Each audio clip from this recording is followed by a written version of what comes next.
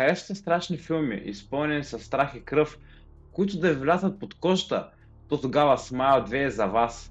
Здравейте, аз съм Кай Ревюс и днес ще разгледаме хорор филма Smile 2 и дали се заслужава и би ли се харесал на някой, който дори не е почитател на жанра. Продължението на най-успешният филм на режисьора Паркър Фин започва 6 дена след края на първият.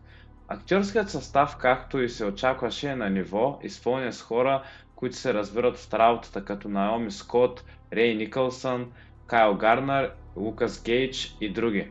Още в началото сме поставени пред вече добре познатият ни Демон и Джоел, изиграен от Кайл Гарнер персонаж, а той е пред дилемата дали още да направи нещо, за да спре проклятието, предавано от човек на човек, но в края на краищата той е предан на Скай Райли, световно известна поп-звезда, която е на път да започне турне, изиграна е от Найоми Скот. След една година, в който нейният персонаж е извън светлината на прожекторите, поради употребата на наркотици и токсичната връзка с нейният приятел, заради което се стига до инцидент, в който той умира, а тя е тежко ранена, сега в процесът на възстановяването й, това турне е перфектният шанс публиката да я приеме отново. Това е така, докато тя самата не започва да се съмнява кое е реалност и кое е илюзия и да се разпада емоционално заради виденията, които вижда поради смайл проклятието. Нека сега малко да поговорим за филма като продукция и актьорска игра.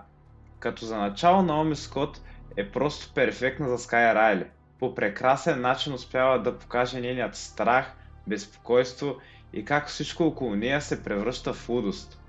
Нейното представяне може да бъде описано с една дума, а тази дума е брилянтно. Освен основните й моменти на побърканост, също много добре показва нейната травма и диалозите, които тя води със самата себе си. Колкото до продукцията, Smile 2 преодолява всички забележки и за щастие избягва скучните и вече от всекого видените джъмпскери. Но истинският геймчейнджър тук е постоянното напрежение и параноя, които филмът поддържа. Нещо още, което задължително трябва да се отбележи, е това, че сценаристите с помощта на много добрия снимачен екип успяват да примамят зрителя да има усещане за едно нещо във филма, а да се случи точно обратното и то по изненадващ начин. Единственият минус на този проект е, че започва бавно и отнема време, докато историята се развие до там, че да видим страшната част. Просто се получава едно повторение от първия филм, как наблюдаваме главния герой, който изпада в параноя и ни казват неща, които вече знаем. Като за финал можем да кажем, че филма дискутира този сложен свят на певците и връзката им с техните фенове,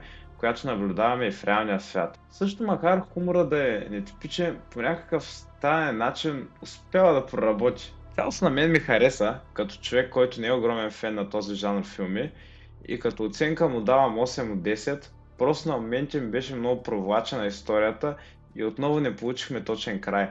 А ако искате да направя отделно видео, свързано с теории около завършка на филма, може да ми пишете долу в коментарите, да се абонирате, харесате видеото, аз бях Кайро и до следващото. Чао, чао!